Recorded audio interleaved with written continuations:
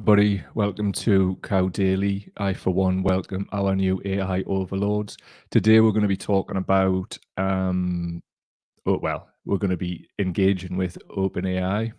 I got on this probably late for most early adopters anyway, about 24 hours ago, and I've been playing around with it.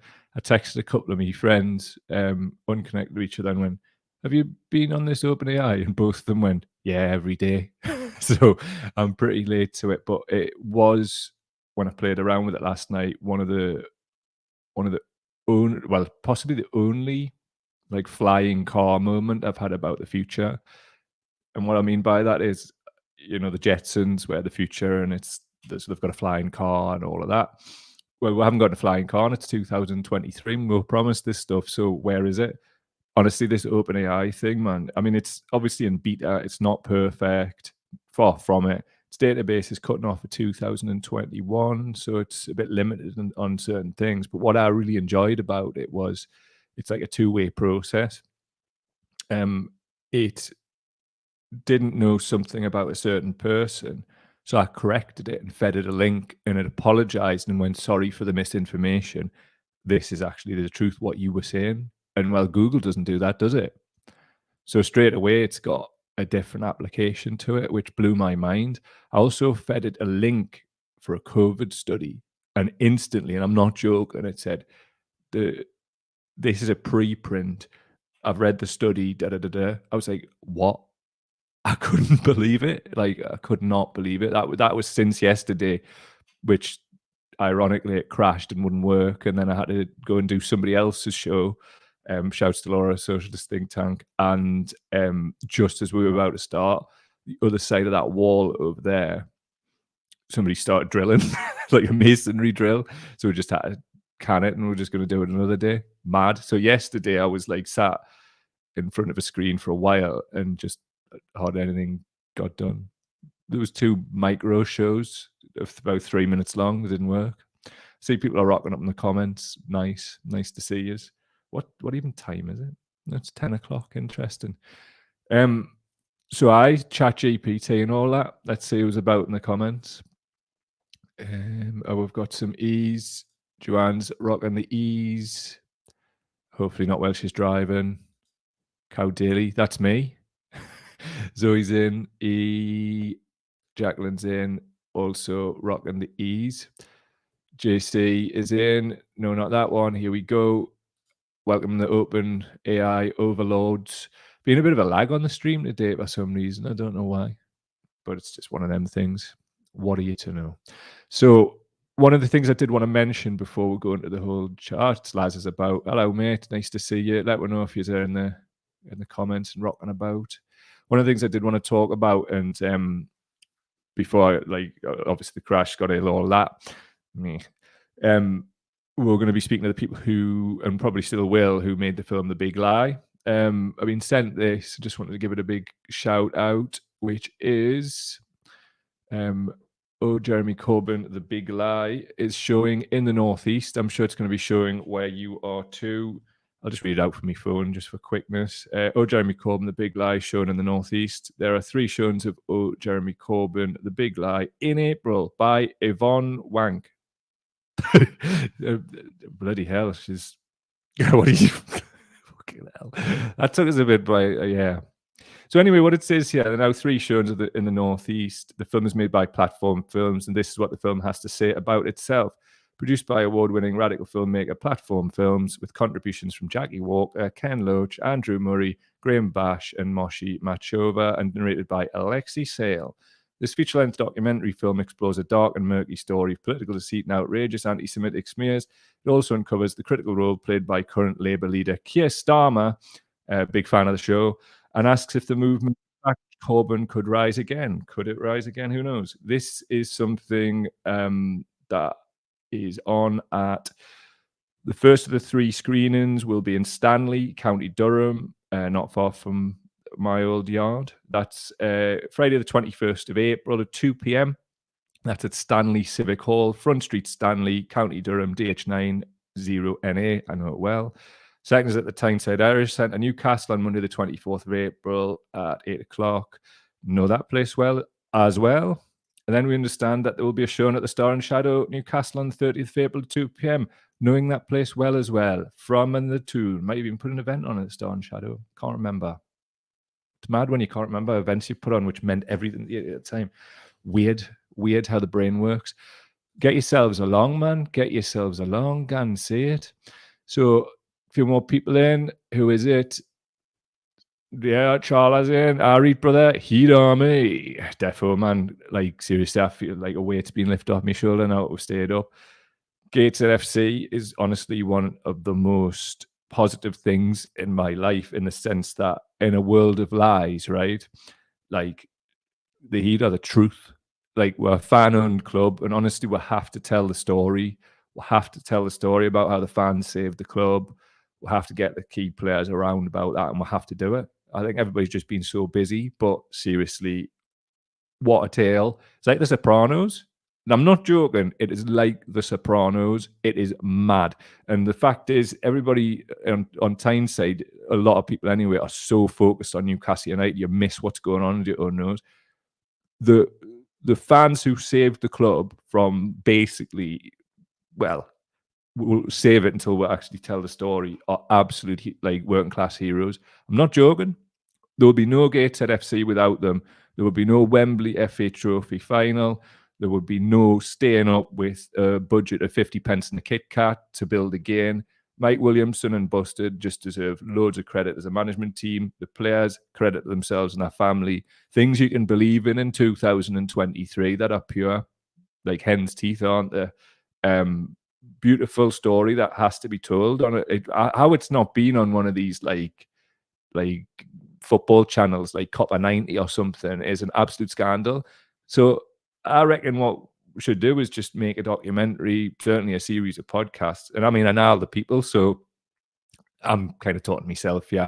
What I'm saying to you is this, though. Bandwagon jumpers at Gateshead, fully wanted. Don't worry about, like, oh, kind of gang. Get yourself along. It's absolutely fantastic crack of the match. If you're a football lad, it's for you. Go up in the clothesline. Rest of it, all families, really young kids, like there, and the future of the club is brilliant, and that's testament to the work that the community foundation's doing.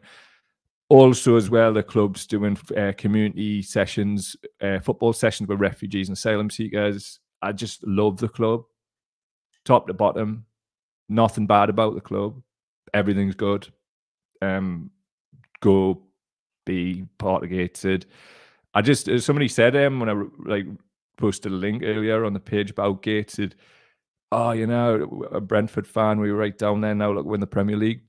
That's fantastic, but I don't want to be a Premier League club. I'd like it to be a league club. Maybe something like Crew, where we're working with young players, and that's what our lane is. I don't ever want it to be in the Premier League. I used to have a season ticket at Newcastle. You know, I'm not going to talk about it here. We've got Newcastle United against Sports Washing coming up soon, so we'll talk about it there. But just blessings to Gateshead FC. I just absolutely adore the club, as you can probably tell. It's over 10 years now for me, so I'm certainly no part-timer. But yeah, the story of Gateshead must be told. So Duncan's in. Good morning, Duncan. See if your pet AI is going to play today. Hopefully, mate. I hope so. Jenny's in. Nice to see you. Leon's about. Nice to see you. Michael Dine's in. Nice to see you, pal. Always a pleasure. Never a chore. Jacqueline is saying, I watched The Big Lie on YouTube in 4 parts before they took all the videos down. Was that a claim from the people who made it, like a copyright claim from there, or was it YouTube themselves that took it down? Be interested to know. Michael is saying, seen The Big Lie. I've no intention of seeing it again. It boiled my piss. Michael, did it boil your piss in the sense of how the film is made, or the content, or both, or a version of that? It'd be interesting because I've not seen it yet myself. I plan to, but I'm just being mad busy, and I'm Raj. So, right. Elizabeth is in. Nice to see you. Nice one. Ah, brilliant. Stephen's saying, we'll give it another go. Maybe get the buzz this time. Honestly, right? like, I ended up taking some mates to a game years ago, and we won, like, 10 in a row or something. I took my mates, right, and we, like, got beat 5-1 off Barnet. I couldn't believe it. Like, we were like Brazil 70 turned up, and then we're out like raggy horse rovers. Isn't it always the way? You probably just went to a ringer, but what I'd say is, like, if you can, go to Wembley, you'll be able to get a ticket. You'll fall in love with the club straight away, and you might say, "We win a trophy." Get it, man. Do it. That's your match. That's what you want to do. Wembley. Slaz is in. What are you saying? I love watching Whitley beat Wembley. Too bad I've got a hair on me tongue. Ugh, horrible. A while back, I've done the Heed with yourself. You have indeed, pal. Love Ashy and South Shields too, but North Shields can do one. Why no, is it because North Shields tends to have like virtually everybody who ever has a band from Newcastle there? There's more bears at Adidas Special like there than bloody the Adidas store. So read crew, bit noncy, no comment. We don't want the whole that element of it, of course, and the scholars and gentlemen here today, I can assure you, there's no nonsense there. Right. Right, Michael is clarifying. What is he saying? This StreamYard's bad.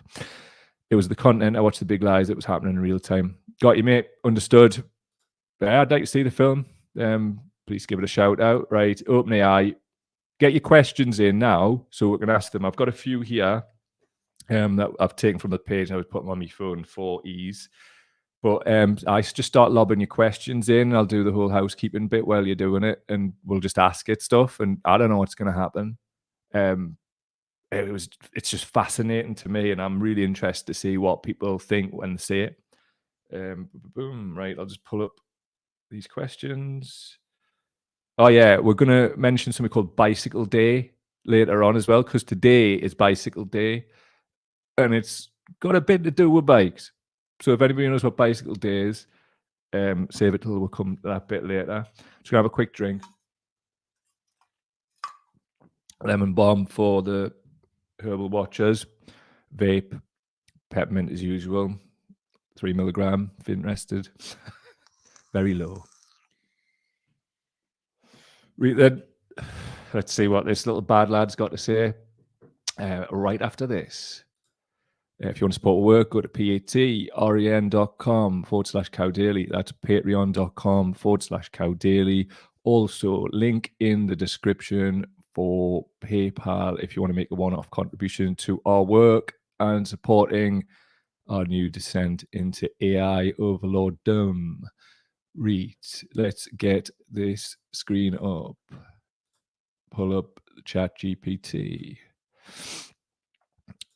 Here he comes. Yeah, mate. Chat GPT. Right. Let's see. There's a few questions in the live chat. Joanne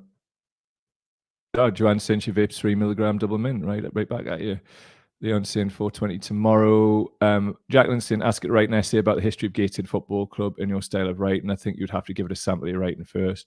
I would do that, but obviously I need to ask it kind of simple questions just for the purpose of the show, because if I asked to write an article and write it about Gated, then yeah, I'll be reading that all day. But it would be good to get it as like a framework of what happened with The Sopranos. So sadly, I don't have two screens, so I'm gonna have to like lean over and do this. But one of the shows we did recently, right, was about Nazis. So we'll ask it that in a minute. But what I want to ask it first, just to define itself, is what is AI in less than 20 words? So just bear with us. This is the noise that I make, so there's not dead air with that type.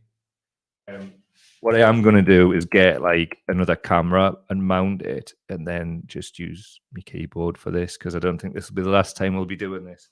So, what is AI in less than 20 words? Let's see what it is. Right, so what it says is AI stands for artificial intelligence, which refers to machines or computers that can perform tasks requiring human-like intelligence. Great stuff. That's interesting. But let's start a new chat, and that chat will be, were the Nazis left-wing? This will be interesting. Were the Nazis left wing? New overlords. Were the Nazis left wing? What does it say? You couldn't be any clearer, really. No sitting on the fence here. So what it says, and it's typing this for audio people, this is coming out in real time, right? So what it says is, no, the Nazis were not left wing. I mean, we know this. The Nazi Party was also known as the National Socialist German Workers' Party, promoted right wing nationalist ideology. They advocated for a totalitarian government and believed in the superiority of the Aryan race. Whilst the term socialist was included in the party name, the Nazis' version of socialism was vastly different from the traditional left wing concept. Their socialism was based on a form of corporatism which aimed to create a classless society by bringing together the interests of workers and capitalists under the control of the state. However, this was not a true form of socialism, as the state did not aim to abolish private property and instead allowed for private enterprise to exist within the framework of the state. In summary, while the Nazis did use the term socialist, their ideology was not left wing and was actually founded on far right nationalist principles. Could you be any clearer? I love this, man. I love this. It's just, did you see what happened there? How quick that was. I mean, look, I get that I might be on some like sort of like sub boomer, like 46-year-old shit here. But, you know, I like to think that I can keep up with certain things. And I'm hard out of me nut about this thing. Like, can you imagine like the applications of this? Think about it in the sense of journalism. You can ask it to write an article, right? And I did last night, and it did it immediately. Like, done. Journalism, done. Apparently, people have been getting copped, getting it to write essays for them, and apparently this is some kind of like arms race between like AI essay writing software and software designed to catch plagiarism. Mad. I mean, is anything even real anymore? Sort of thing is where I'm at. And also, I think it was Drake. There was a song was pulled off Spotify and other platforms because it was written by AI. I got it to write me a song last night, right, about my dogs, and I said like one's got 3 legs, the other one has 4 legs, but one of them doesn't work, and one of them had his epilepsy cured by THC oil, and it wrote a proper song. I don't know. I'll see if I can like pull up some of the lyrics from it, man. And it was just, I mean, it's a bit hack, but it was like it did it immediately. You know what I mean? It was crazy. Right, hold on. I'll see where I put it. I sent it to my partner, so it'll be there. Read. It better be worth it actually by the time it's taken us to pull it up. So let me see. Right, I'm just scrolling back. We've sent each other a lot of things. The Scrappy, DJ, and Zeb, 3 dogs that we all love so well. Despite their struggles and their pain, they bring us joy again and again.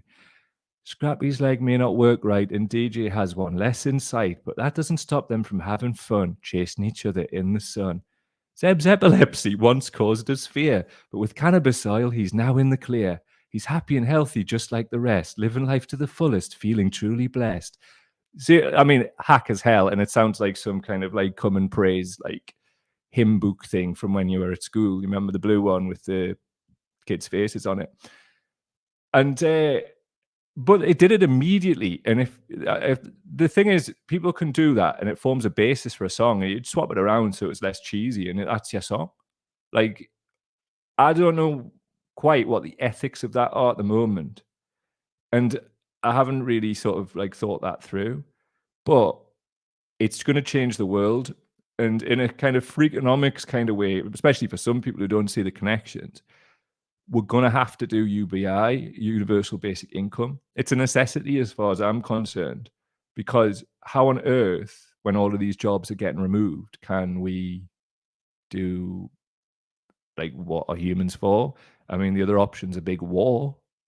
So a lot of people die, and I mean, look at the way the world's going. But this AI thing, man, it's like I keep thinking about like keep thinking about it since I used it, and it's weird. But like, let's ask it more questions. Kevin is saying, who was worse, the Nazis or the Soviets? I will ask it that, Kevin. But from what I playing around with it, right, it kind of like It tries to be, like, super positive all the time, so it might not ask it properly, but I'll ask it now. 2 seconds, mate. Right, let's pull it up. So, who is worse, Nazi? I don't know, I'll see what your exact wording is. I'll see if I can copy and paste yours. Nah, it won't let us. That absolutely sucks, StreamYard.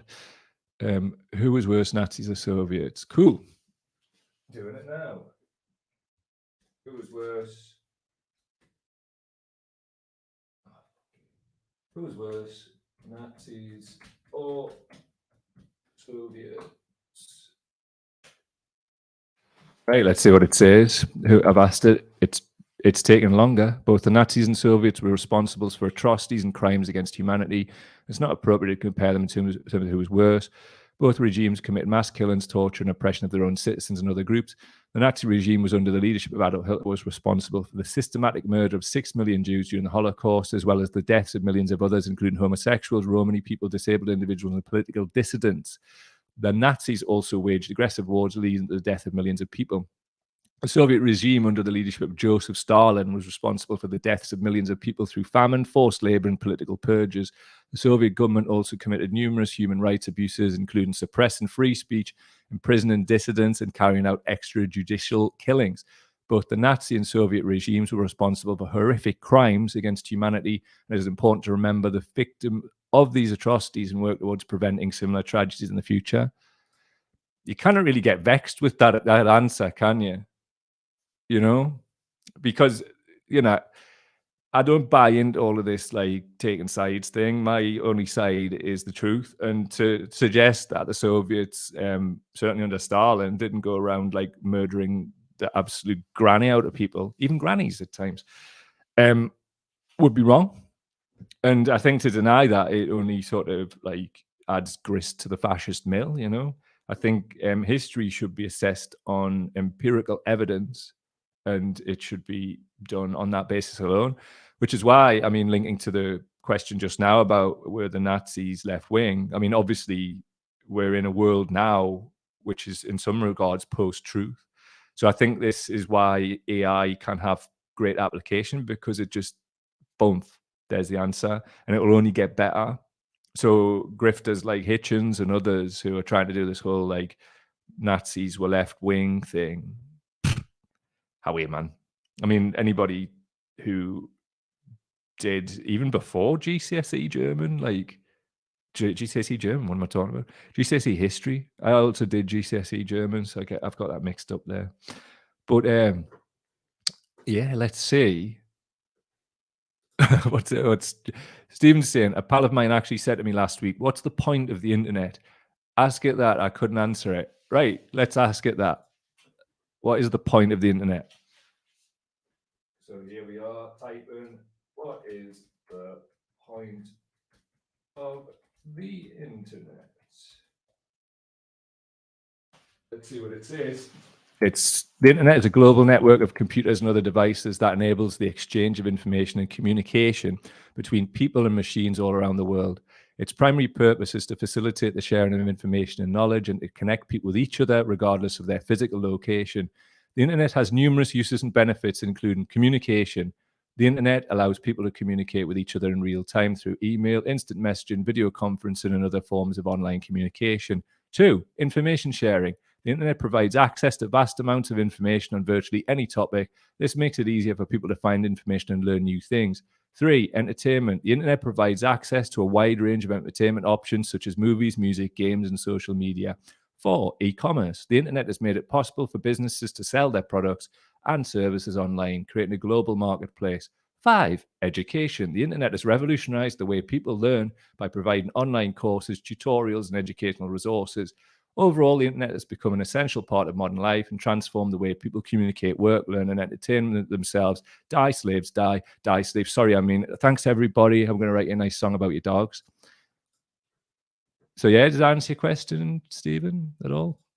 I think it's fair. I think, right. Ask if Keir Starmer is left wing. Okay, that sounds like a good one. So doing it now is Keir Starmer left wing. Let's see what it's got to say. Keir Starmer is a British politician and the current leader of the Labour Party in the UK. He was elected as a party leader in 2020, succeeding Jeremy Corbyn. Starmer's political views are generally considered to be centre-left. He has advocated for policies such as investing in public services, reducing inequality and protecting workers' rights. However, he's also expressed support for fiscal responsibility and has been critical of some of the more radical left-wing policies promoted by some factions of the Labour Party. During his time as leader, Starmer has sought to move the party towards the centre and regain the support of voters who may have been put off by some of the more radical positions taken by the party under Corbyn's leadership. There's nothing radical, Chat GPT, wholly rational. He also emphasised the importance of the party being seen as competent and capable of governing effectively. Overall, while Starmer's views are generally considered to be left of centre, he's also sought to position himself and the Labour Party as more moderate and pragmatic than the more radical left-wing factions within the party. I don't know why, but like him just like sort of reading anything that isn't an excoriating dissection of Starmer, I'd just get wound up. Because, well, for obvious reasons. I mean, we talk about it on this show all the time. The man is a wrong 'un. Let us see what other questions we have here. Let's have a look. Right, so I wanted to ask it about spy cops. If you've been listening for a long time, we did like a show, I think, in 2016 on spy cops. And then we did a follow-up with Tom Fowler, I think it was last year, on spy cops. So I want to know what it knows about it, but I'll take some of the reactions here. Jenny is saying radical left wing, completely run-of-the-mill policies in many Nordic countries. Exactly, that was the basically the essence of why I was getting wound up. Jacqueline's saying, "Wow, the AI is a Keith supporter." I think from what I think I would have had a different response if we'd actually been able to run the show and it wasn't crashing yesterday. But today I understand that the two-way processes, we have to teach it. So think about that when we're not just thinking about asking questions. Let's do this before we move on, Jacqueline, right?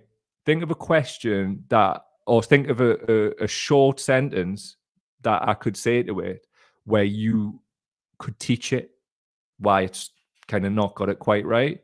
Because that was what I went on to yesterday with the topics, and it was fascinating. So I'll just kind of like wait until your sentence comes, if indeed you want to ask it one. I'll think of one myself as we're doing it, so I haven't got any dead air. But that would be interesting if like you're watching this and you could think about like sort of how we can like sort of go both ways with it, you know? So cool. JC, no, not that one, says, I'm mates with Tom and look forward to a Spy Cops question. Absolutely love Tom. Pass on all my best to the lad. And just what a lovely, lovely person, and also what he's doing with the Spy Cops inquiry and everything. I just respect him wholeheartedly, and he's literally one of the bright spots, like in terms of like people we've spoken to over the last few years. Big up Tom Fowler, always. That's your mate is a proper working class hero. Tell him that, not just from us, but tell him it yourself, man, because like he's brave as fuck, man. Big him up. So anyway, bloody hell, gulp, says Jacqueline. Right, I'll try and do it. 2 seconds. So what it's saying is so Starmer is not really left wing enough, and I'll just go back. Let's ask it, do you support Starmer?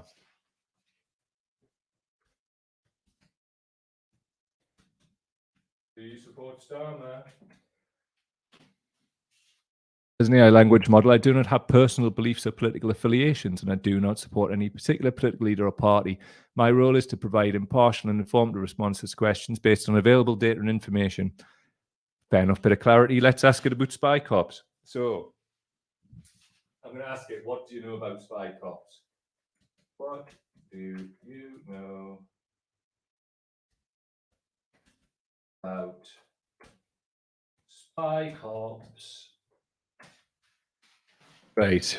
Spy Cops, short for Special Demonstration Squad and National Public Order Intelligence Unit, were undercover police units in the UK that operated between the 1960s and 2010s. Excuse me. The units were established to gather intelligence on protest movements and political groups with a particular focus on left-wing and environmentalist groups. Members of the Spy Cops units would infiltrate these groups, often using false identities, and gather information on their activities, including personal information on individual activists. In some cases, the undercover officers engaged in intimate relationships with activists to maintain their cover. Some would say that's state-sanctioned rape, like I would. The activities of the Spy Cops unit have been the subject of controversy and criticism, particularly due to concerns about the ethic and legal implications of undercover policing, as well as the impact on the individuals and groups targeted by the unit. In recent years, there have been numerous investigations and inquiries into the activities of the Spy Cops unit, including the Undercover Policing Inquiry, which was established in 2015 and is ongoing. The inquiry aims to uncover the extent of the Spy Corps unit's activities and their impacts on individuals and groups targeted by the unit. Interesting. Let's ask it. Let's weave the two together. What is Keir Starmer's involvement? Interesting. What is Starmer's involvement? So, as the current leader of the UK Labour Party, Keir Starmer has been involved in calling for greater transparency and accountability regarding the activity of Spy Cops unit. In 2020, Starmer issued a public apology on behalf of the Labour Party. 6 individuals are targeted by the Spy Cops unit. Oh, that's so rich coming from him, given what he's done since, including a former MP, environmental campaigners, and a journalist. The apology acknowledged the harm caused by the actions of undercover officers and expressed support for calls for public inquiry into the matter. Honestly, this man, geez. Starmer has also been critical of the government's handling of the issue, calling for greater transparency and accountability from the Police and Home Office. In a 2020 speech, he argued that the Spy Cops scandal demonstrated the need for reform of the police and the wider criminal justice. Overall, Starmer has been vocal in the support for victims of Spy Cop units and has called for greater transparency and accountability. That's interesting. But what about when he was Director of Public Prosecution? What about when he was DPP? Keir Starmer served as Director of Public Prosecutions in England and Wales from 2008 to 2013. During his time as DPP, he oversaw a number of high-profile cases, including the prosecution of several individuals for phone hacking and corruption at News International. In relation to the issue of undercover policing and activities of the Spy Cops unit, Starmer has not been directly implicated in any wrongdoing. However, some have criticised his role as DPP in relation to the prosecution of environmental activists who were targeted by the Spy Cops unit. In 2011, a group of environmental activists were arrested and prosecuted for conspiring to commit aggravated trespass during a protest at a power station in Nottinghamshire. It was subsequently revealed that one of the activists, Mark Kennedy, was an undercover police officer who had infiltrated the group. Critics have argued that Starmer should have disclosed Kennedy's role as an undercover officer to the defence in the case, as it may have been relevant to the defendant's right to a fair trial. You don't say. However, Starmer has defended his handling of the case, arguing that he acted in accordance with the law and guidelines in place at the time. Oh, really, did you? Overall, while Starmer's role as DPP did not involve direct involvement in the activities of the Spy Cops unit, his handling of the case involving the environmental activists has been the subject of criticism and scrutiny. Okay. Oh, sorry, I didn't actually have it up on the screen there. Just me. But there it is. That's right there. So I'm not gonna go further. If you want to know more about Starmer and Spy Cops, there is more. So you can look into it for yourself. I'm looking back to see what's the crack. Ask if it's radical to want everyone to be able to eat. That's a really, really good question, Zoe. I'm going to do that. Is it radical to want everyone to eat? Let's see. Is it radical? It's still, the dot is going. It's, cogs are turning. No, it is not radical to want everyone to eat. In fact, most people would consider it a basic human right to have access to adequate food and nutrition. The issue of hunger and food insecurity is a global problem that affects millions of people around the world, and addressing it is a key goal of many humanitarian development organizations. While there may be different opinions on the best way to address hunger and ensure that everyone has access to food, the idea that there's a basic human right and priority for society is widely accepted. Advocating for policies and programs that aim to address hunger and food insecurity can be seen as a compassionate and socially responsible position rather than a radical one. Right, I know where this is going. What I'm going to do is ask it, Why did you call moderate Corbyn policies radical? So, why did you call? Hello. Why did I do that? Why did you call?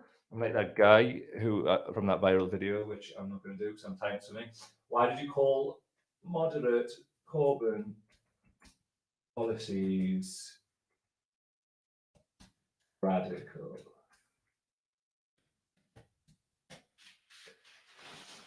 So here we go. I apologise for any confusion or misunderstanding caused by my previous response. I did not refer to moderate carbon policies as radical, nor did I imply that wanting everyone to eat is a radical idea.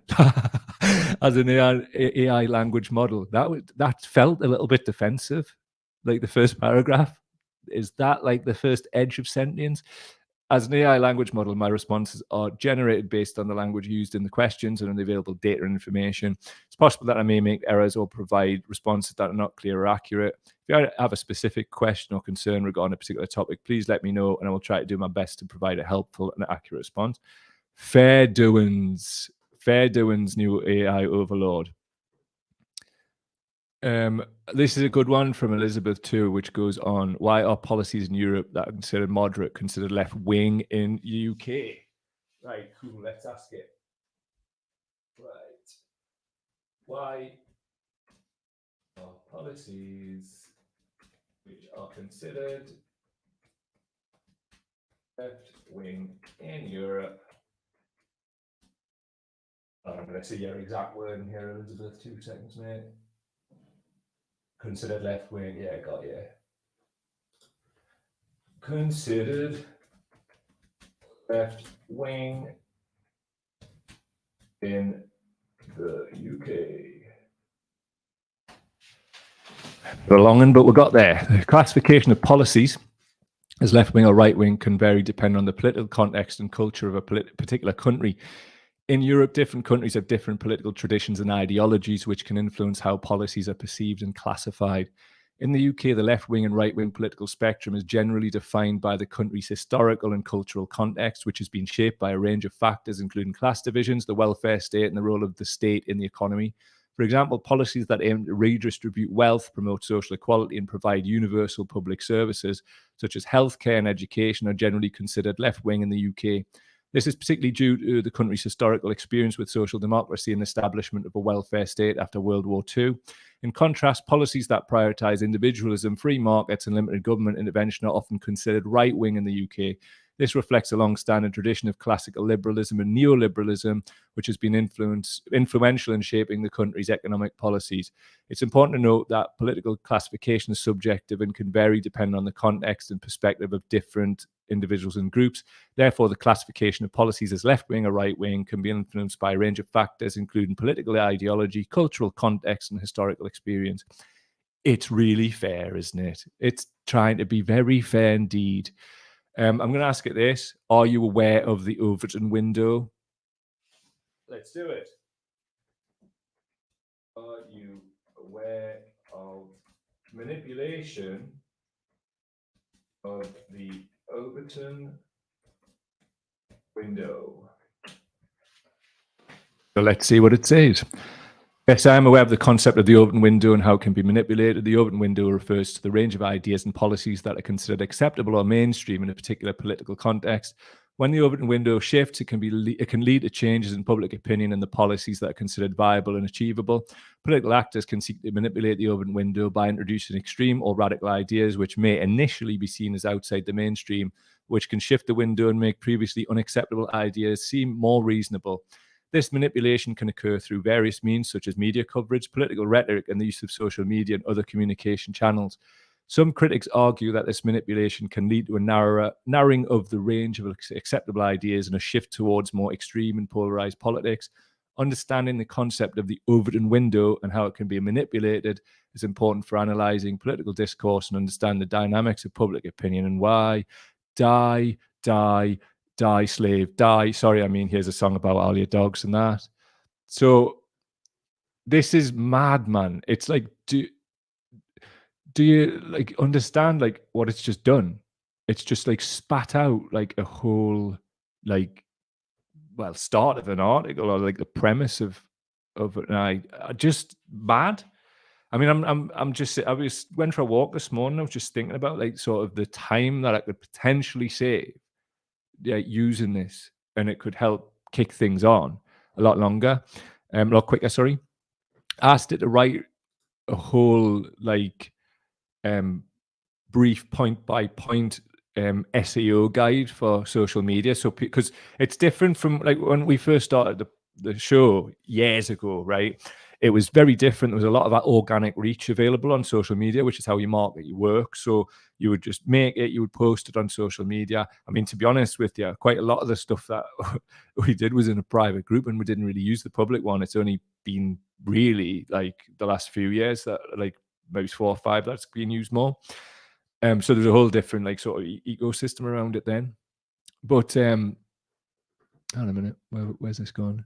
But what I'm saying is like now that this exists, it's almost like it can save you a lot of time. But the thing is, in terms of its wider implications for society and like on the macro scale, it's unless there's something like universal basic income, the future is going to be really scary and not very good. So it's important to temper those two things, I feel. Before we go, we'll usually do like a sort of like different change of pace and whatever. So we called it hope, but this is like something that I today is bicycle day. So I'm going to ask OpenAI what it knows about bicycle day. So do you know what seconds by wow, what's going on here? Bicycle day is. Let's see, what does it say? Yes, I'm familiar with Bicycle Day.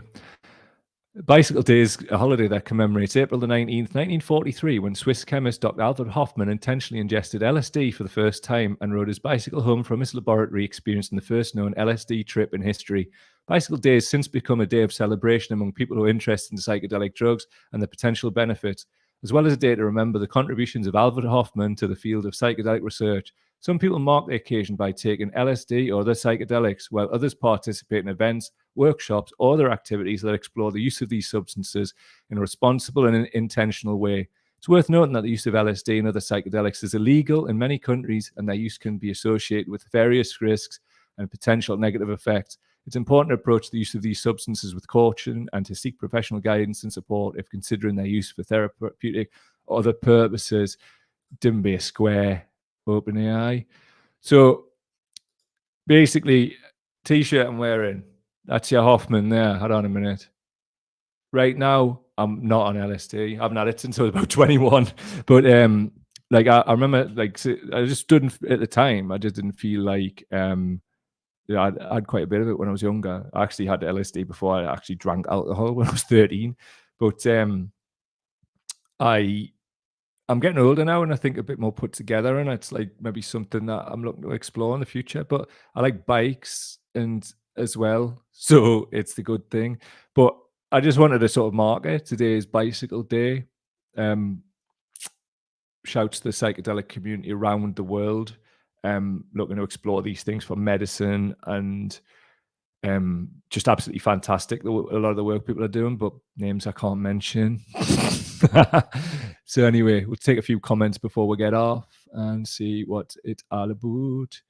There's a few other questions. Hello to Imagination Scene. You got in at the end. Have you tried Bing Chat? I haven't, but I'll have a look after this. Why didn't they call it LSD? Day, Jacqueline's saying. I don't know, but I would suggest it's probably something to do with just illegality, and also it's that breeds like a nudge, wink thing. So in the psychedelic community, Bicycle Day is like, it's why I've asked OpenAI, does it know what Bicycle Day is? And I didn't know whether it was going to pull up something about the Tour de France or something like that. I didn't ask it first. Incredible, and such a little like nice little précis of what it is, but the auto ending at the end. Joey's saying, so many mates swear by microdosing. That's what I'm interested in. I mean, a lot of people don't realize, but a lot of the tech that we're speaking on and everything of that nature, Silicon Valley and whatnot, it's basically ran on microdosing. A lot of these ideas for new tech came from people doing meditation and microdosing, like DMT, LSD, things of that nature. So the Burning Man Festival was born from that as well. You know, the big one in the desert in the United States. And that is very much about like sort of futurism, forward thinking. A lot of it's born from microdose.